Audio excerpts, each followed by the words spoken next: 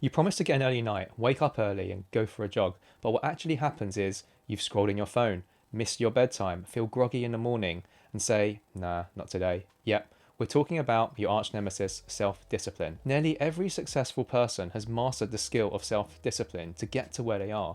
Yet, you don't have any. If you really want to achieve your goals, this is a skill you will need to learn. The good news is that it can be learned. The bad news is that the advice you've probably heard is often ineffective or impractical. So in this video, I'm going to go over the real reason why you have no self-discipline and a simple and practical system to help you build it. You'll learn a truly lifelong skill, and at the end, I'll walk you through a step-by-step way to use it that will improve your sleep within 30 days. We all need better sleep, right? But first, we need to understand why you don't have any self-discipline. There are two key problems to address. One, dealing with the feeling of discomfort. Two, the lack of progressive structure to keep you motivated. By solving these two key problems, your ability to be self-disciplined will drastically improve, and is something I see with clients every day. So let's go over the first one, the feeling of discomfort. The problem is when we encounter something difficult, we tend to stop. It feels uncomfortable. Your body starts firing these discomfort signals all over, giving you sensations of tightness, anxiousness, and it's all telling you this is not a good idea. Your mind is trying to keep you away from something. It's trying to keep you away from pain. Our minds are more advanced than that.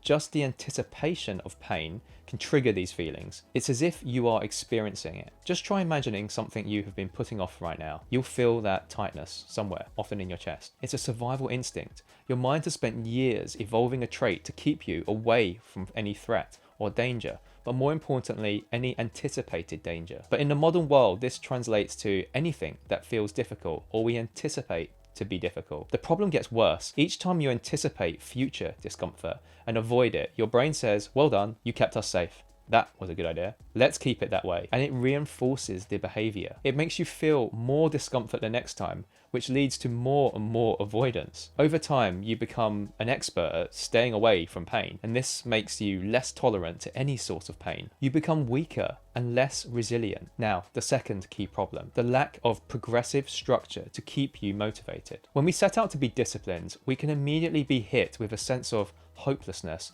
soon after making our first attempt at the goal. We realize it's way more difficult than we thought. We use up all of our initial burst of motivation and the goal suddenly appears so far away. It's like trying to get from one island to another. We thought we could just swim it, but after jumping in and realizing how exhausting it is, nearly drowning, we can't possibly imagine how we could get to the other side. We're maxed out. It's painful and we feel no closer to the goal. You're not improving, only gasping for air. It's at this point our brain whispers to us, there's no chance, no hope. You'll be safer if you give up. As a result, our brains downregulate any desire to do the thing because it can't see a realistic way of making it work and concludes your only approach is really a threat to your survival. Now, if you combine the first point, your intolerance to pain, or in the analogy, your lack of any swimming, with the second problem of jumping in with no plan and nearly drowning, you can see why it fails. And our brains have had years and years of ingraining this unconscious mental process to ultimately try and keep us safe. So how can we break the cycle and become a self-disciplined master? And not only that, but rewire your brain to learn to like discomfort. It's simpler than you think. To be successfully self-disciplined in the long term, we have to find a way to take action despite the initial pain response our brain fires back. In the process, we can also retrain it at an unconscious level that being disciplined reduces your threat to survival by making you stronger. If done at this unconscious level, your brain starts rewiring everything it knows and associates with discomfort, with growth and becoming stronger. And eventually it will want to seek it out. And you see this with the most successful people in the world. Look at anyone you're inspired by. They can often do insanely uncomfortable things and they can even appear to enjoy it. So how can you do it? The answer comes in two parts. One, become self-aware of your feelings and lean into them. Two,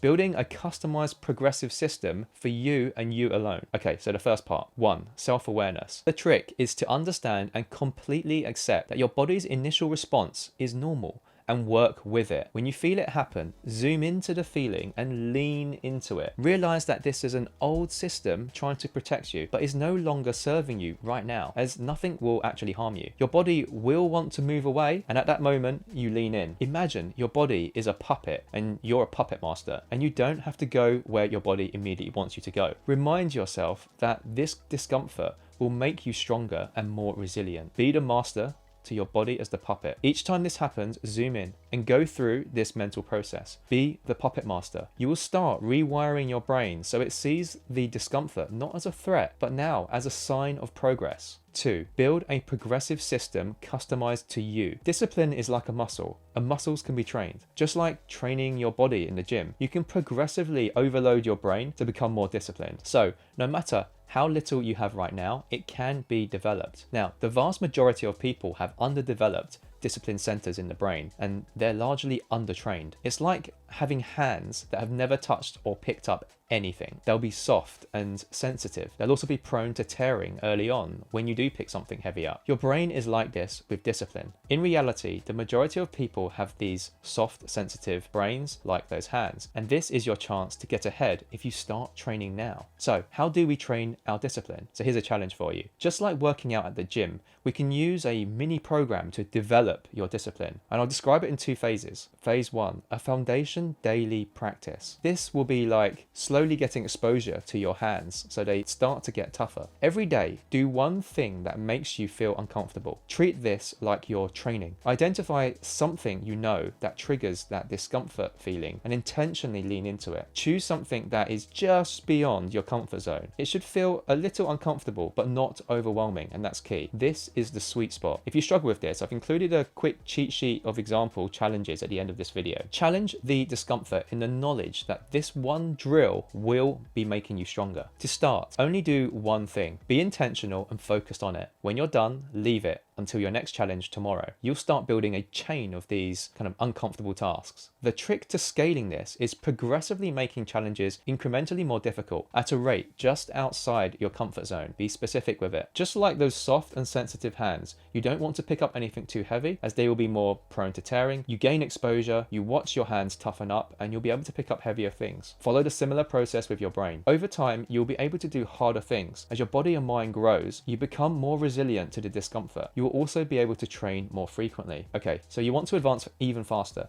Let's walk you through how to build a simple progressive program, and this one will improve your sleep within 30 days. And this has worked with a number of clients I've worked with. Phase 2, a progression program to improve your sleep in 30 days. One of the biggest problems with poor sleep is going to bed too late. I hear 1 a.m, 2 a.m. We lack a robust system or any system at all. Just an unrealistic bedtime goal, say 9 p.m. or 10 p.m, which we never meet. So here's how you can apply this system. First, look at what time you actually go to sleep. Let's say it is 1 a.m. Note your ideal sleep time. It could be 10:30 p.m. Create 5 levels to get you to your target. Level 1, 12:30, level 2, 12 a.m, level 3, 11:30 p.m, level 4, 11 p.m, and level 5, 10:30 p.m. Now, level 1 should feel completely achievable, even laughable. It will probably have a hint of discomfort when you actually try it, but that's the perfect start. Start with level 1, treat it like a video game, and slowly work your way up. Try and hit each level at least, say, 5 times before moving on to the next level. This will build up that resilience. Think about your skin toughness on your hands. Now, you can miss a day, but don't miss 2 days on a trot. That's a nice simple rule to follow. Now, if you struggle with higher levels, you just retreat back to the previous level you were on. When you start seeing yourself tick off these levels, chances are you will feel a sense of self-control you may have never felt before. And this often acts as a catalyst of belief, which can permanently rewire your brain. Each time you lean into the next level, your brain starts sensing this new sense of control and power and sees how this is better for you, and you won't look back. Okay, now for the cheat sheet. In a moment, pause the video and you'll see a list of possible challenges you can do on a daily basis. If you want to take some inspiration, go ahead. I hope this video was helpful and see you in the next one.